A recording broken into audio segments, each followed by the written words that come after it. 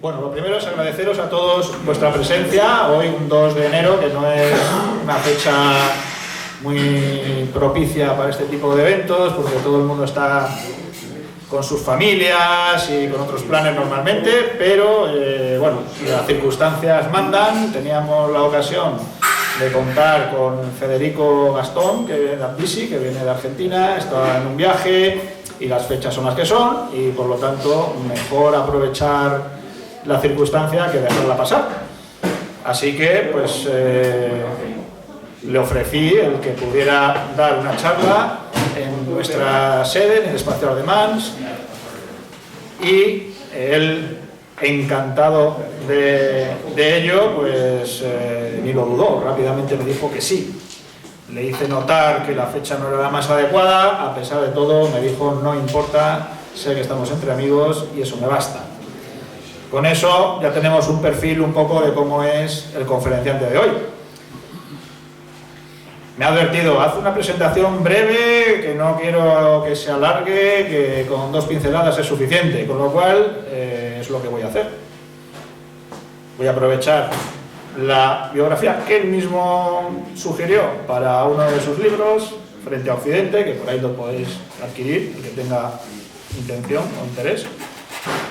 Federico Gastón Abdisi nació en la capital federal de Argentina en 1973. Dirigente justicialista, historiador revisionista, director de Cultura de la Fundación Rucci de la Confederación General del Trabajo Argentina, es diplomado en Antropología y Relaciones Internacionales y ha publicado hasta el momento media docena de libros. Bueno, hasta el momento de la edición de este libro. No sé si habrá habido alguno más, supongo que sí, posteriormente. Y poco más que decir, solamente diré que tengo el honor no solamente de considerarme correligionario suyo, dentro de eso que podemos llamar en sentido amplio el patriotismo social, él desde el justicialismo, yo desde el nacionalsindicalismo. Decía Perón que el nacionalsindicalismo y el justicialismo eran la misma cosa separada por el océano Atlántico. Bueno, no sé si exageraba un poco, porque siempre y siempre exageraba un poco, pero es verdad que en lo esencial así es: patriotismo social, podríamos decirlo, ¿no? Y social desde el punto de vista del sindicalismo. Bueno, pues creo que son bastantes puntos de conexión. Y como va a ser el tema que va a introducir él, con una, podemos decir, inspiración o esencia basada en los valores cristianos, porque nuestra civilización no se comprende sin el cristianismo en general y el catolicismo en particular en España y en Hispanoamérica, ¿no? como es natural. Mi relación con Federico, pues no sabría decir el año exacto, pero más de 20 años que nos conocemos, aunque fuera a la distancia, seguro. Personalmente, 11 años, cuando yo estuve en Argentina y pude visitarle allí en Buenos Aires. Y solamente decir de él que es una persona para mí muy querida, a pesar de que por la distancia nunca hayamos tenido una relación muy estrecha, digamos, del día a día, ¿no? Pero a pesar de todo, y aunque pasara mucho tiempo, nos volvíamos a saludar y era como el primer día, ¿verdad? Es una persona muy agradable, que para mí es un honor presentar, y ya sin más os dejo con él. Os pido un aplauso.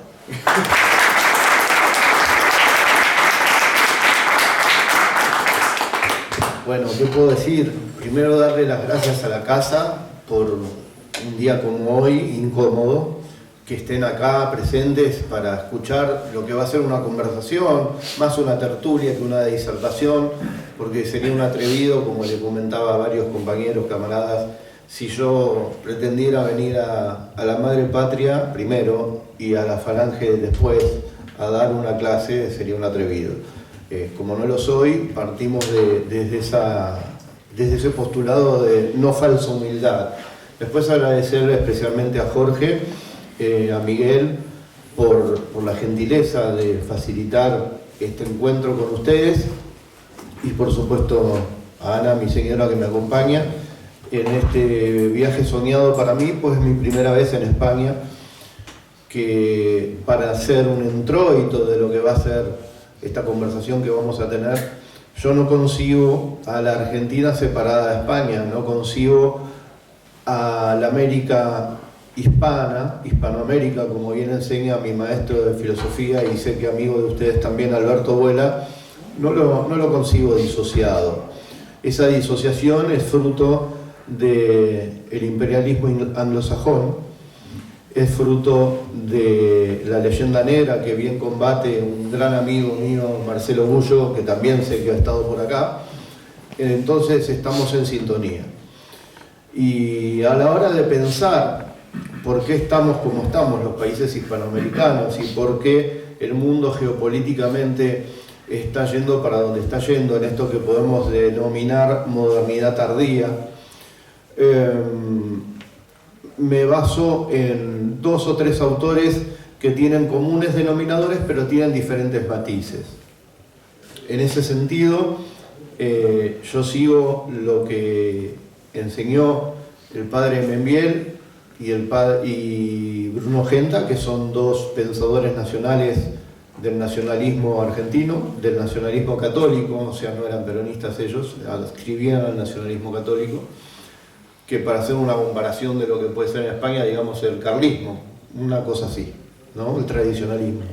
El peronismo ortodoxo al que yo suscribo, por ende no estoy en el partido político hoy, es más parecido, como bien dijo Jorge, a Fede Lajons.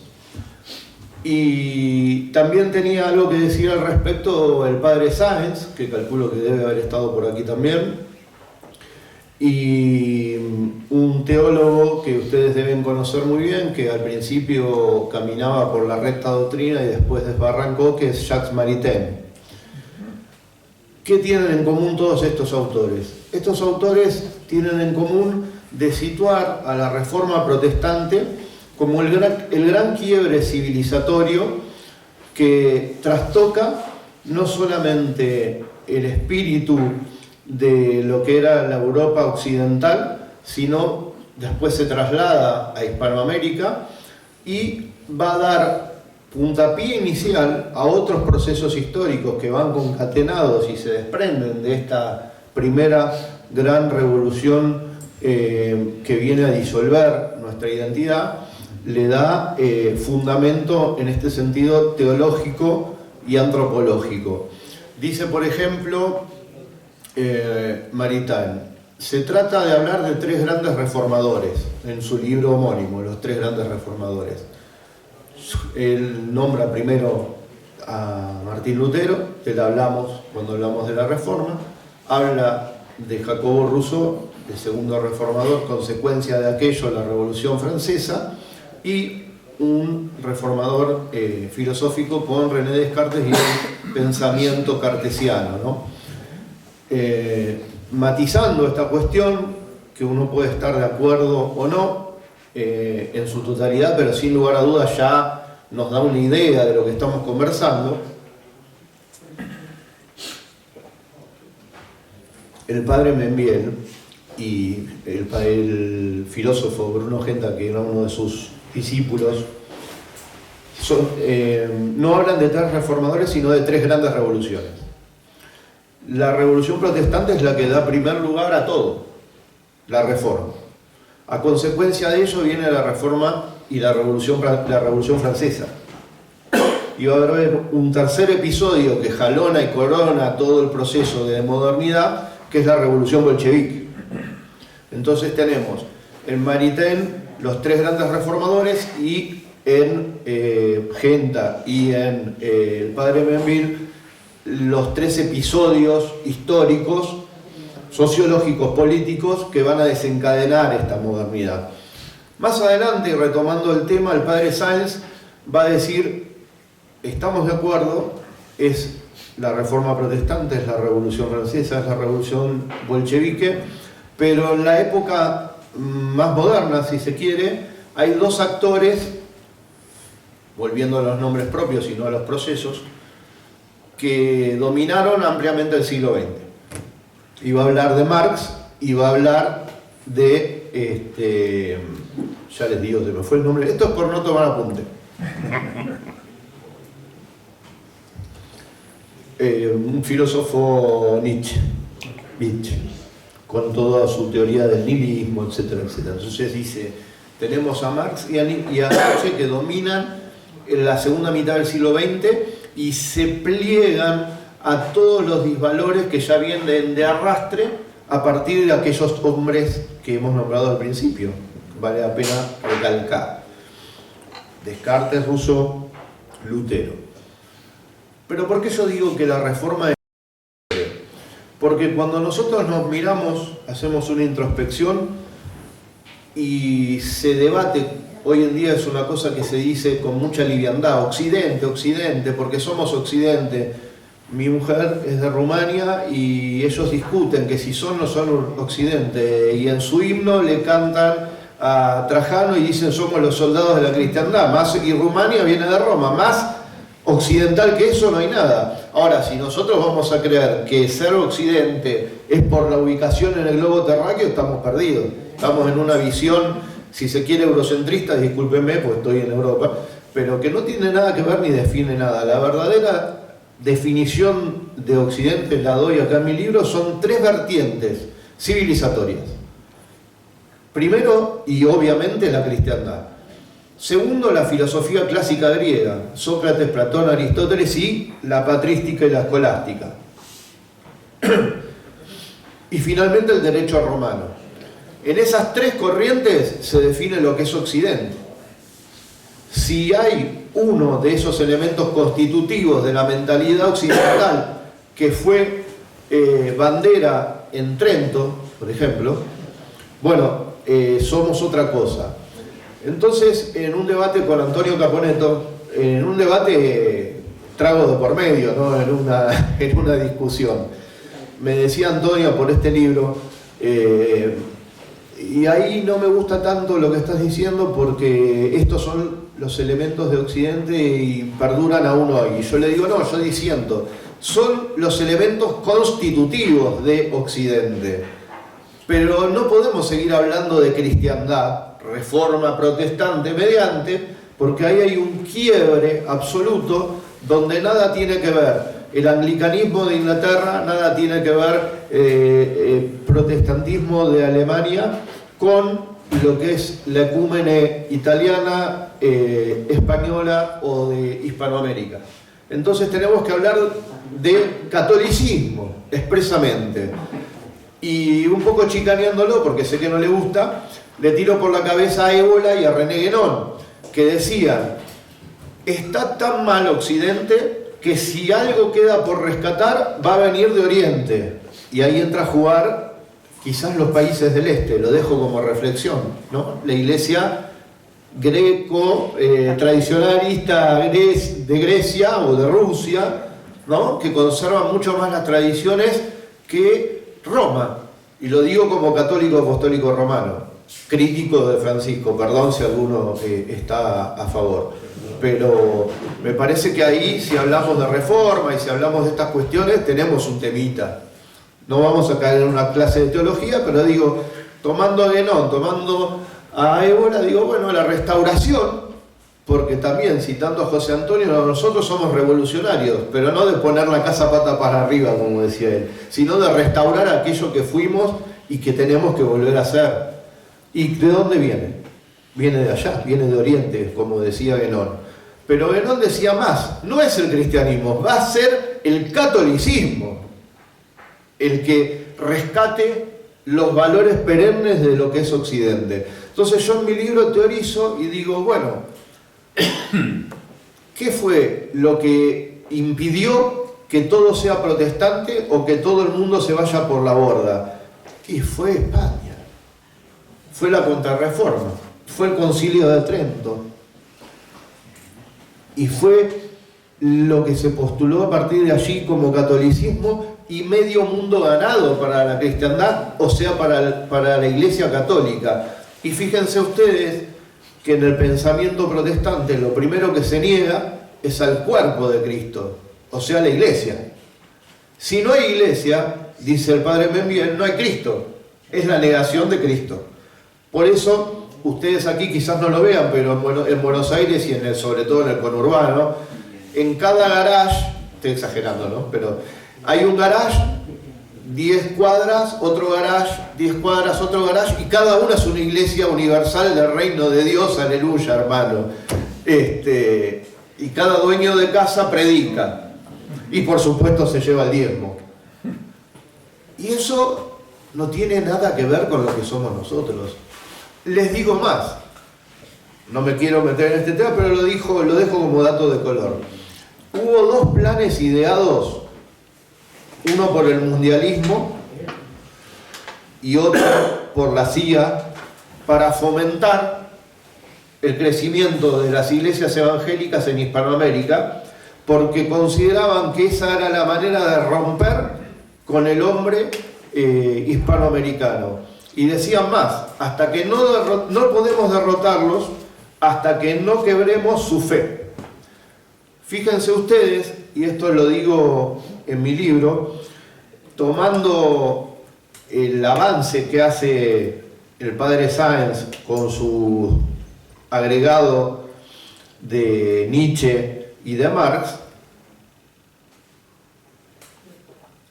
yo digo, bueno, si vamos a ir hasta esta época, faltaría agregar por lo menos una figura que es la que nos rompió todos los esquemas en Europa y posteriormente traspolado PSOE mediante a toda Latinoamérica o Hispanoamérica.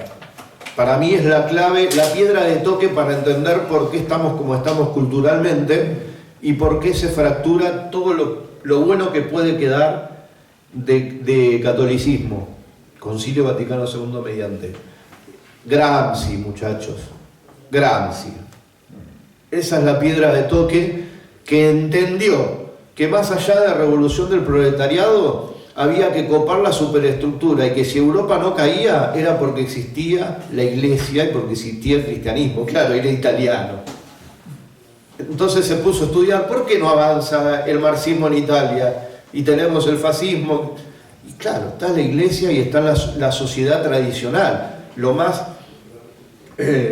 vertebrada que se puede, porque el hombre no puede quedar solo, no puede estar dependiendo del Estado que lo insectifica, ni tampoco puede vivir solo en una comunidad como individuo, como quiere el liberalismo. Nosotros somos hombres que dependemos de la comunidad, primero de la familia, por supuesto, de la comunidad, del Estado, de la patria, la nación, y así vamos construyendo nuestros respectivos lugares de pertenencia, que tienen que ver con una antigua costumbre que, como decíamos, viene de la heredad romana, ¿no? De la antigua civilización, de Fustel del Culán, la ciudad antigua. De ahí venimos, eso somos. Y Gramsci entiende perfectamente que si pervierte la cuestión sociológica, en particular religiosa, en Europa, va a facilitar la toma del poder en los países, valga la redundancia, europeos. ¿Y qué inventaron ahí, a instancias de Gramsci? El eurocomunismo. Insertaron la matriz del capitalismo económico con toda la política y sociología del marxismo. Y eso vino para Hispanoamérica, y eso estamos sufriendo en Hispanoamérica. Ahora le dicen progresismo. El autor Juan Manuel Prada, que lo sigo mucho, habla de derechos de Bragueta, pero también tiene que ver ahí, porque si hay otro hombre del que podemos hablar es Freud, y con eso ya tenemos todo el combo armado del progresismo y de la modernidad. Entonces ustedes me dirán, bueno, ¿y de verdad que todo eso tiene su origen en la Reforma Protestante? Y sí, porque viene a romper ni más ni menos que algo que era la iglesia de Pedro, era único, era unido, era universal, y viene a fragmentarlo de manera tal que da paso a procesos políticos históricos que vienen a fragmentar más todavía nuestro mundo, nuestra ecúmene, lo que es nuestra creencia. Y hoy Hispanoamérica lo está sufriendo mucho. El avance del progresismo, sobre todo en los partidos políticos, es atroz. Hay un pensamiento políticamente correcto que va de la mano de eso. Recién en la previa con Jorge hablábamos de la baja de casamientos por iglesia que hay en España, en Argentina pasa otro tanto, de los bautismos, y eso es consecuencia de estas cuestiones, no es un dato que va disociado de. Entonces, si yo les puedo dejar una idea, es que España sigue siendo el faro del mundo, sigue siendo el faro del mundo. Allí donde haya catolicismo hay hispanidad, sin lugar a dudas. La restauración puede ser que venga de Oriente, puede ser que venga de Oriente proviene el cristianismo en definitiva. No estoy hablando del Oriente musulmán, sino que me estoy refiriendo, como dije antes, al este. Y creo que esencialmente, como decía Santo Tomás de Aquino, hay que conservar la fe y la esperanza, aquello en lo que veo, pero creo, y aquello en lo que no veo, pero también tengo la creencia de que va a ocurrir. Y estamos predestinados a ello. A pesar de que los tiempos modernos nos alejen cada vez más de una creencia en lo divina y que sea el Dios mercado, o que sea la nada misma, la inmanencia, o que el sentido de la vida sea como quiere el supracapitalismo, el hedonismo y el consumismo, ¿no? El placer y el sentido en consumir y en excitar los sentidos, tanto en lo sexual como, insisto, el consumismo per se. Y nos ponen el Black Friday y el Monday, ¿cuánto? Bueno, Cyber, muy bien. Y nosotros vamos, yo no, pero van muchos corriendo a comprar su último modelo de Apple, pero el tuyo anda bárbaro, sí, pero quiero el nuevo. Y la felicidad no es eso. La felicidad es justamente, como enseña la religión, religar al hombre con Dios. Esa es la felicidad. Y eso es lo que nos enseñó el Concilio de Trento, sosteniendo lo que se podía sostener, dice el padre Sáenz, de aquella cristiandad que ya había sufrido su herida, ¿no? Por eso yo desprecio, y lo digo frente a una cámara y frente a un auditorio, me voy a jugar con esto, desprecio más a los protestantes que a aquellos que cometieron el deicidio de sacrificar al Mesías. Miren lo que les digo. Y creo que la unidad de la hispanidad es lo que nos va a hacer fuertes. Nada más.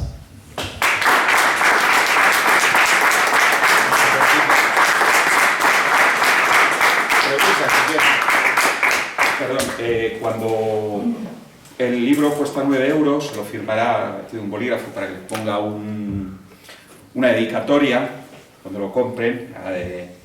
Aquí le dejo está bastante bien porque es papel que es antirreflejo. Bueno, pues espero que haya alguna pregunta o alguna reflexión. Pero como los que estamos en la mesa tenemos el privilegio de hablar los primeros, voy a hacer una pregunta, reflexión, a ver si Federico lo ve de la misma manera o no. Los procesos históricos, aunque muchas veces tienen fechas concretas, como lo que acabo de decir, realmente se van gestando a veces durante siglos. Seguro.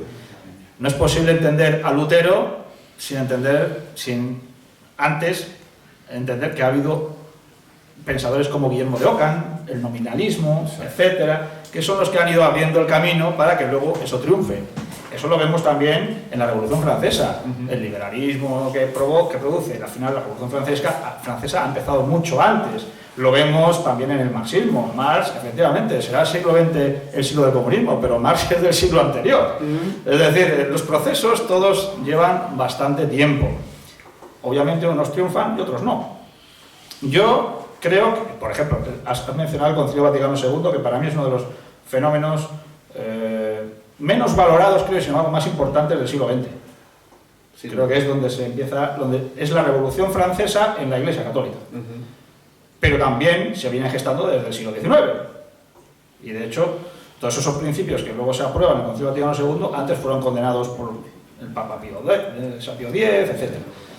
La cuestión es, o la pregunta, yo veo en las últimas décadas especialmente en esta última década, un cierto renacer de todos esos principios de vuelta al arraigo, porque al final todo lo que es liberalismo, etcétera, es un desarraigo del ser humano, claro, de todo lo que le religa, como has dicho, no solo con Dios, sino también con los demás y con el mundo que le rodea.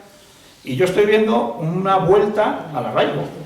Estoy viendo cómo hay cada vez más movimientos políticos en todo el mundo que vuelven a lo tradicional, al patriotismo, cada uno con sus versiones y sus diferencias. En la propia Iglesia veo cada vez mucho más tradicionalismo y una vuelta a los ritos tradicionales en latín, etcétera, que eso hace 20 años era impensable, seguramente.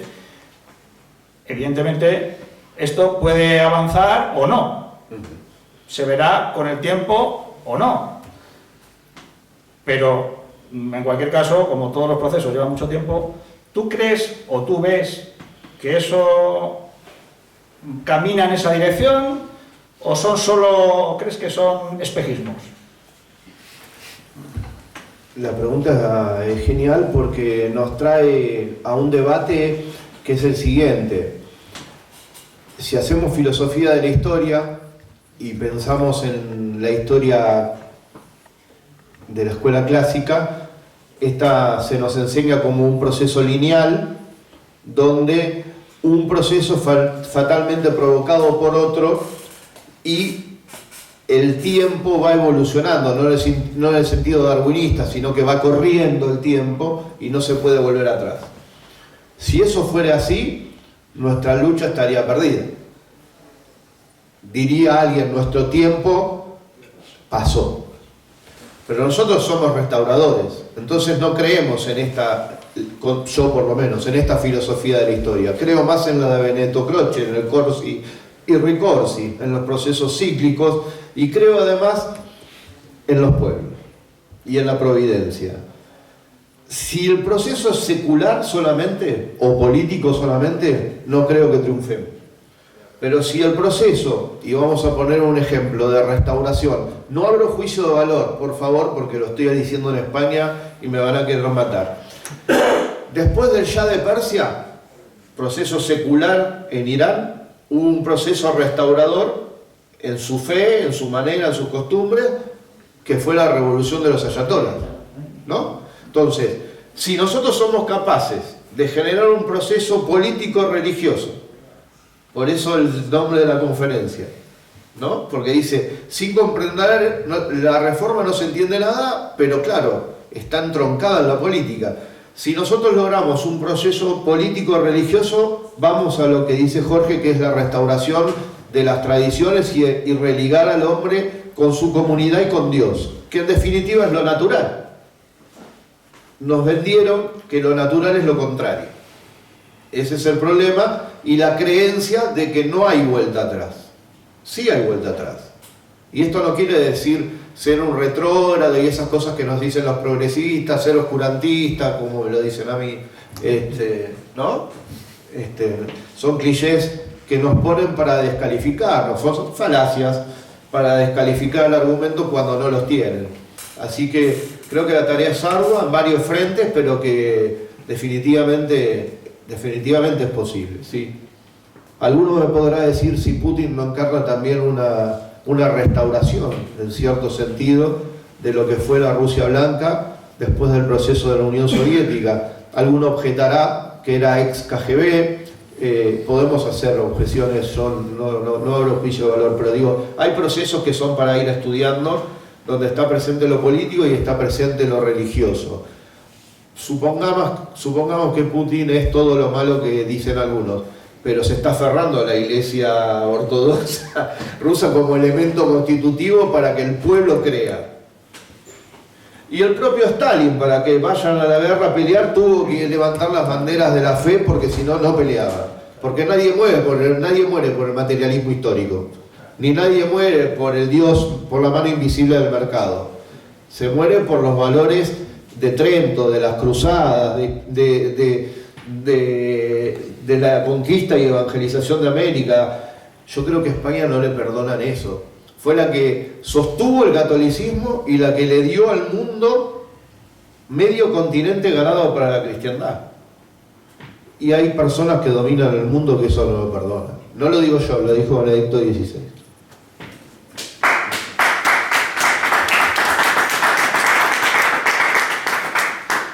Me recordaba esto que decías, una frase de Manuel Munier, un filósofo interesante en algunos aspectos, en otros no tanto, que decía que una persona se hace hombre cuando asume valores que entiende que valen más que su propia vida. Claro. Había una mano levantada por allí, al fondo. Sí, como te he comentado, la sobremesa, mi esperanza, vamos a ver qué se cristaliza con el devenir de los tiempos, es que todo lo que está defendiendo contra el materialismo, la esperanza no va a venir ni de nuestra patria ni de nuestro entorno occidental. Bajo mi forma de ver, la esperanza está en Visegrado. No sé cómo lo verás tú, pero yo lo veo así.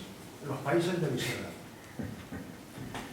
Y en parte lo dije, apoyándome un poco, haciendo trampa, un viejo argumento que tenemos los que hacemos conferencias o somos oradores, de hacer decir a otro lo que nosotros queremos decir de forma tal de que yo no lo dije, lo dijo el otro.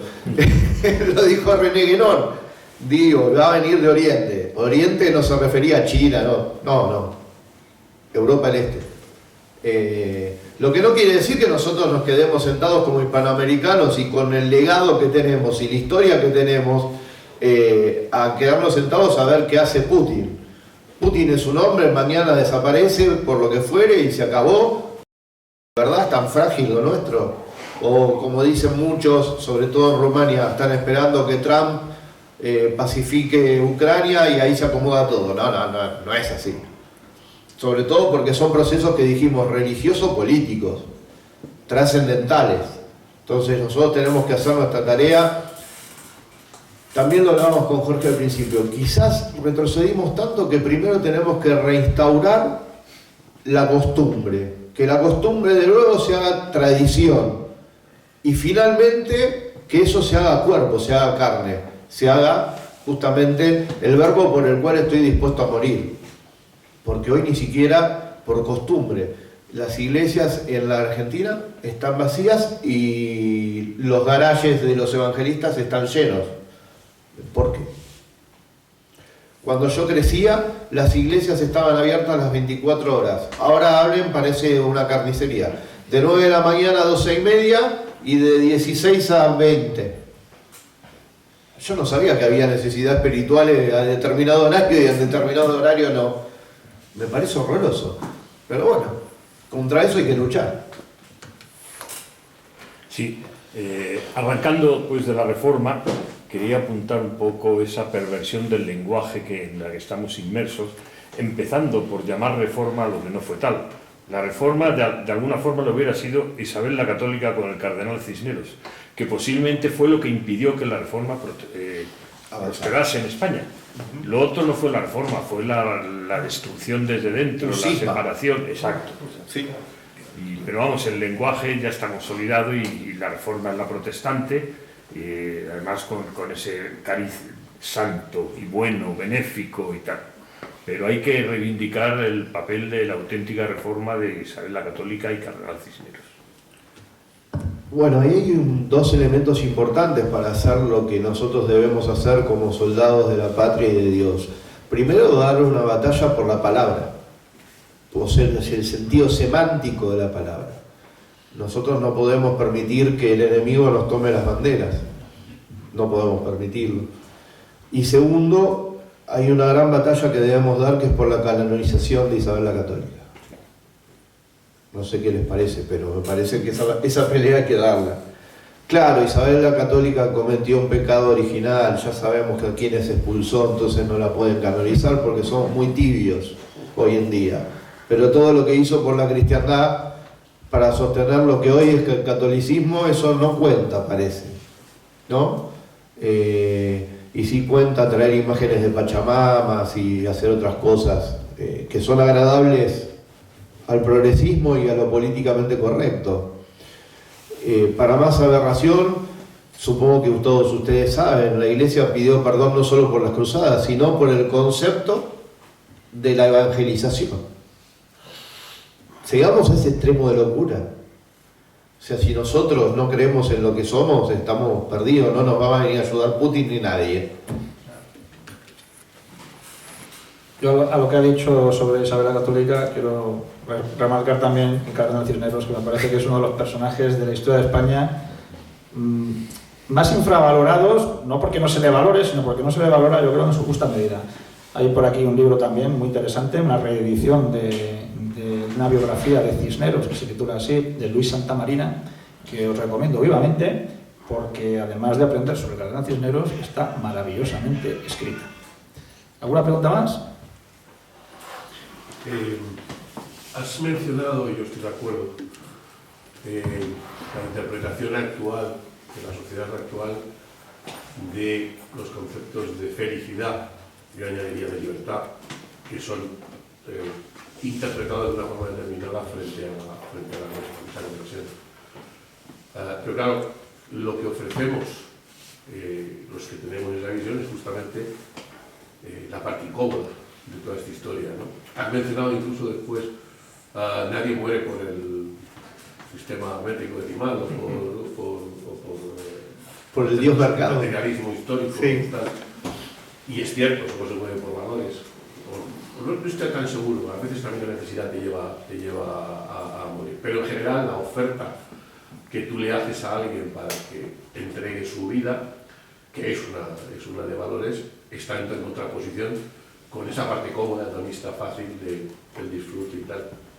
Mi pregunta sería, y yo estoy de saber, no haya dudas, pero mi pregunta sería, ¿qué le tenemos que ofrecer hoy? ¿Qué le tenemos que contar? ¿Cuáles son los argumentos que podemos manejar para decirle a alguien, te estás equivocando? La felicidad no es que hagas lo que te salgan las pelotas, cuando te salgan las pelotas, no, la felicidad es que te la juegues cada día. Que la felicidad es que cada día, o la felicidad o la libertad, es que cada día elijas la parte difícil. Es que cada día dices, ¿cuál es qué nos queda para explicarle a la gente, oye, únete a la parte difícil de nuestra historia? Se me ocurren dos cosas. Primero, ir de lo chico a lo grande, que es la mejor forma de explicar. Hay una samba en la Argentina donde romance de un chico con su abuelo gaucho, donde el niño le pregunta a su abuelo gaucho tomando mate, ¿y qué es la patria? Entonces el abuelo le dice, y la patria es este mate, el arado ahí tirado, las vaquitas que tenemos por allí, nuestros hermanos de raza al otro lado, y para mí, tu abuelo, vos, mi nieto, sos mi patria. O sea, empezar por eso, por lo propio, por la familia. Y saliendo de esto que puede parecer simplista, yo creo que hay que reivindicar lo trascendental. Aunque sea complicado, porque es una cuestión de fe, yo creo que tenemos que reivindicar lo trascendental y tratar de inculcarlo, que la felicidad del hombre no está en esta tierra, que estamos de paso. Eso es una pregunta existencial que se hace el hombre desde que es hombre, así que no es tan descolocado darle esa respuesta. Y me viene a la memoria con esto que me preguntabas, un libro de Gustave Thibon, que Juan Manuel Prada le hizo el prólogo y se editó aquí en España, Seréis como dioses, donde básicamente todos eran inmortales, hasta que un personaje se niega a eso, porque no le encuentra el sentido. Entonces, en su protesta, no les voy a spoilear el libro, pero en una parte, ella, porque es una personaje mujer, dice, gané la vida eterna, pero, no, gané vivir para siempre, pero perdí la eternidad. Yo creo que es eso. Es complicado, pero hay que luchar por eso.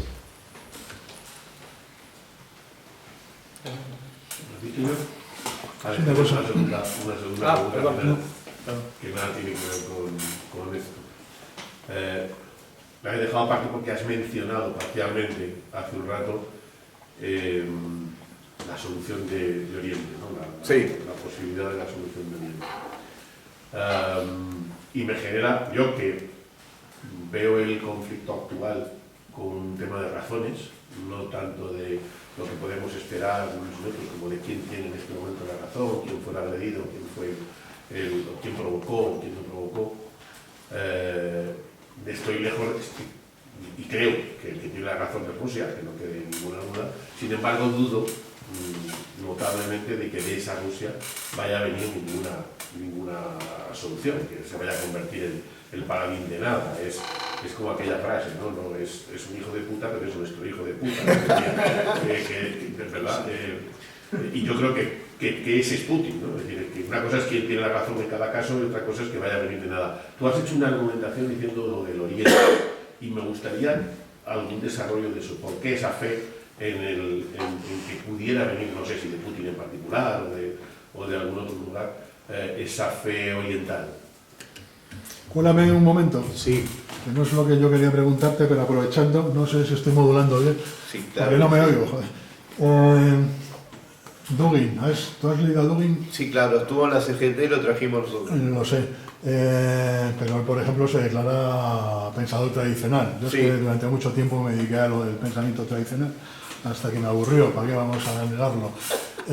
¿Consideras a Dugin representante de algo del este, de pensamiento tradicional?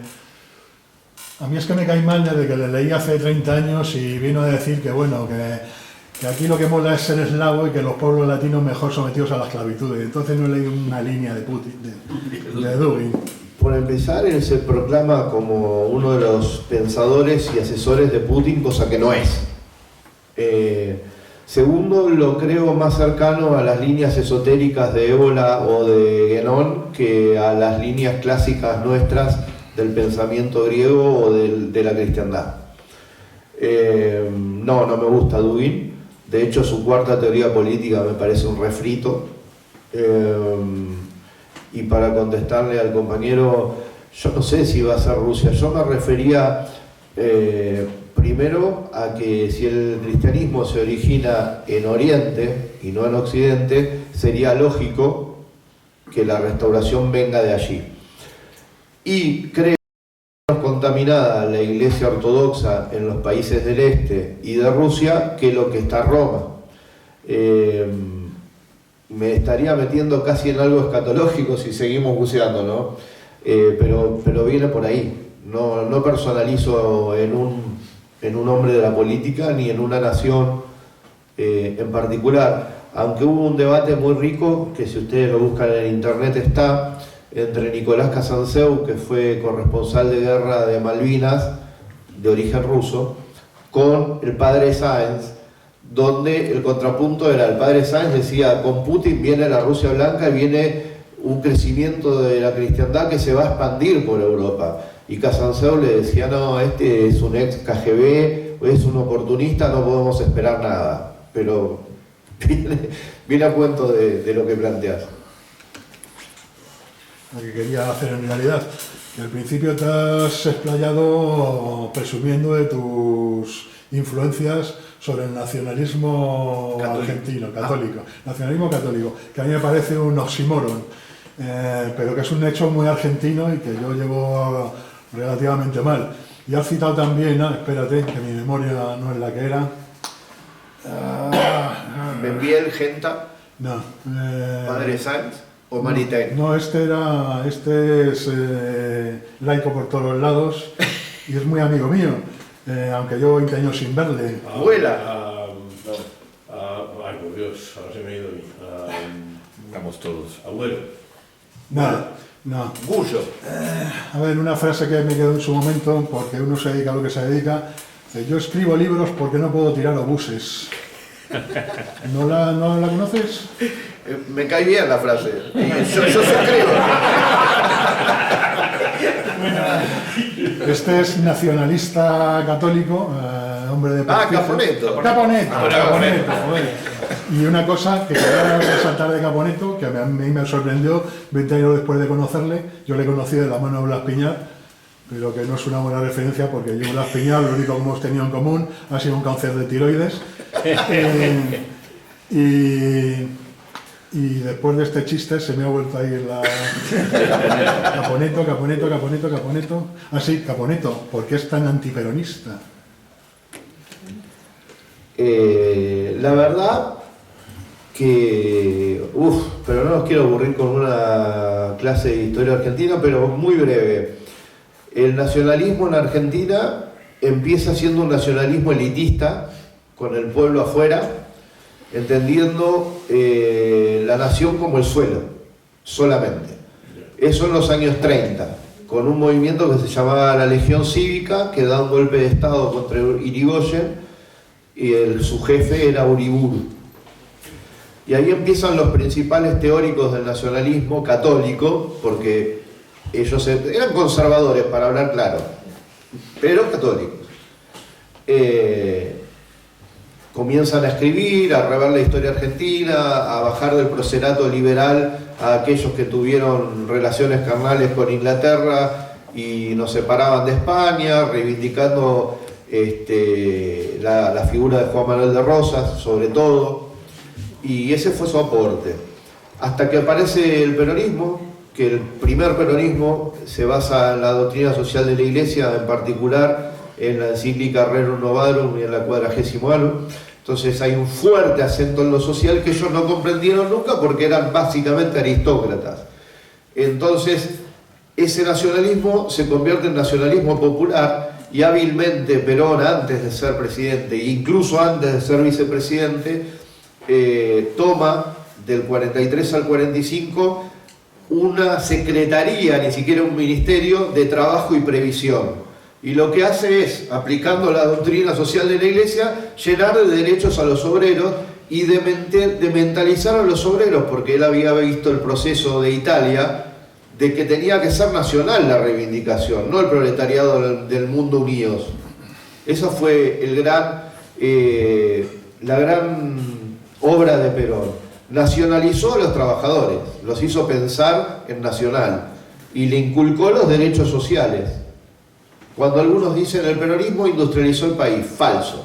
Eso lo empezó a hacer Mosconi, Salvio, Acerías, allá por fines de 1800, principios del 1900. El peronismo hizo un proceso de industrialización, sí, pero lo que lo caracterizó fueron dos cosas. La noción de argentinización de los trabajadores, la dignidad de los trabajadores y los derechos sociales que acompañaron. Y eso, estos componentes del nacionalismo católico no se lo bancaban. Y después hubo un componente desgraciado, que yo sé que ustedes lo deben conocer, y a mí por honestidad intelectual y por no estar de acuerdo con que lo que pasó, y no lo puedo dejar de mencionar, hubo un enfrentamiento muy fuerte de Perón con la Iglesia en los últimos 2 años.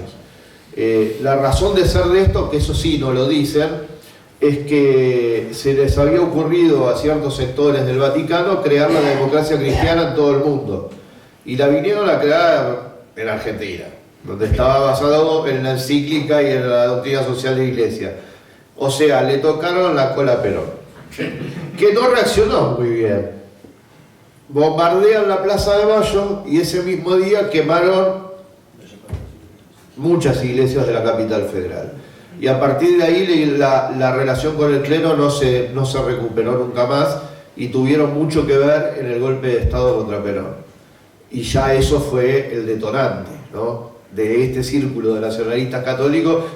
Quemaron las iglesias. Sí, pero hay 400 muertos trabajadores en un bombardeo, el único en la historia del mundo, de una ciudad abierta que la Fuerza Aérea de su país bombardea a su pueblo. No, pero no importa, quemaron la iglesia. Bueno, está bien. Son las dos cosas repudiables, distintas desde ya, pero eso trajo el divorcio, por eso es antiperonista. Y una última pregunta, ya por abusar. Leonardo Castellani. Un genio. Ya, y peronista en algún momento, porque me ofrecieron colaboraciones suyas en prensa justicialista. Hay que ser intelectualmente honesto, porque yo, aparte de serlo, me siento entre amigos. No, Castellani nunca fue peronista. Fue candidato a diputado por la Alianza Libertadora en el 46. Colaboraba en un periódico y yo ya tenía el título incluso, que era Escritos en Rebeldía, porque el periódico era Rebeldía y era prensa justicialista. Sí, pero no, él era un nacionalista con pueblo. Y cuando los nacionalistas católicos lo querían encuadrar ahí, decía, si ponen lo que falta y sacan lo que sobra, quizás. No, era brillante, Castellani era brillante, y es uno de los pocos que es querido por todos, los nacionalistas católicos, los peronistas, los no peronistas, menos los progres lo quieren todos, y tengo entendido que Prada está rescatando su obra. Peca de muchos argentinismos, les advierto, incluso en su forma de escribir, pero es, para mí, después de Lugones, el principal escritor de la literatura argentina. Aprovecho para contar una anécdota que tuve yo precisamente con Federico a raíz de lo que acaba de preguntar Miguel Ángel Vázquez sobre Castellani. Y recuerdo cuando estuvimos en Buenos Aires que no me quería ir sin que me resolviera una gran duda. Creo que ya se está acordando. Le dije, ¿cómo puede ser que sea peronista desde un Carlos Menem, liberal, unos Kirchner progresistas, los montoneros medio marxistas, todos son peronistas? ¿Cómo es posible eso? Y recuerdo que me dijo, bueno, es que el peronismo, claro, ahora ya no es una ideología, es una institución. Y el que quiere hacer política en Argentina, pues se tiene que meter en una institución en la que haya los instrumentos. ¿Que eres liberal? Pues te metes en la institución y te buscas los liberales con los que poder hacer tu política. Más o menos esa fue la respuesta que me dio. Y es que efectivamente nosotros, por ejemplo, en España, los que reivindicamos la figura de José Antonio Primo de Rivera, tenemos una desgracia que en cierta manera también es una suerte, y es que apenas tuvo 3 años de vida pública, con lo cual tuvo poco tiempo para contradecirse.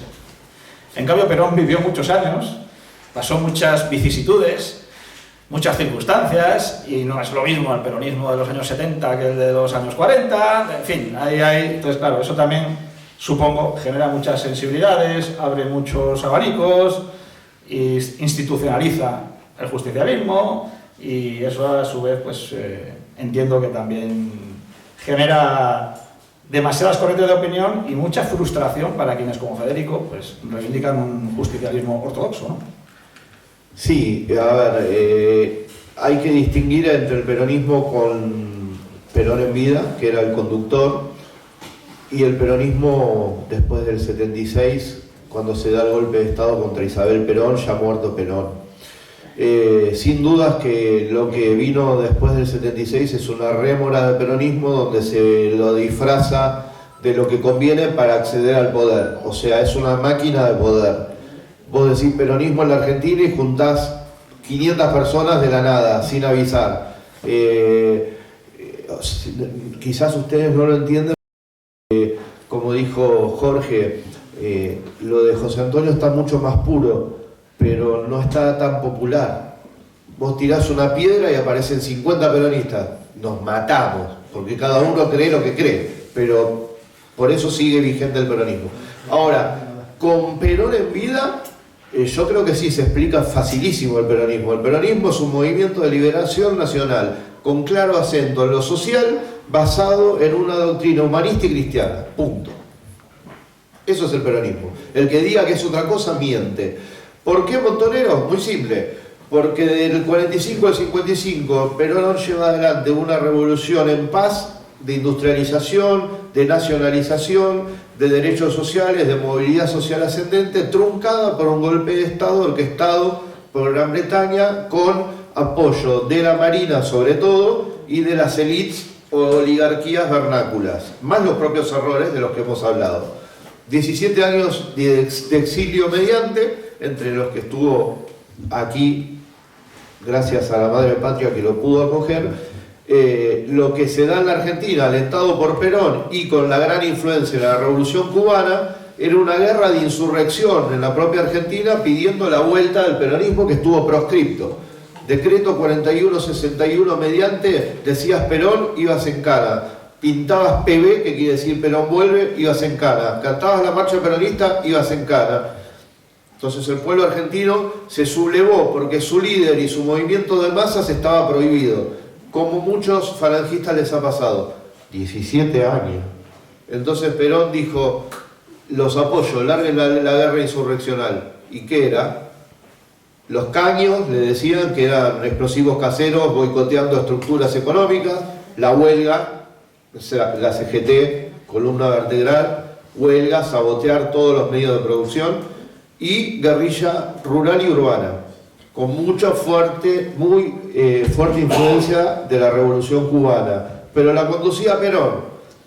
Cuando Perón vuelve, lo primero que hace es llamar a estas organizaciones armadas de tinte peronista y les dice: ya cumplimos la misión, se pacifica el país, estamos en un proceso democrático, se dejan las armas.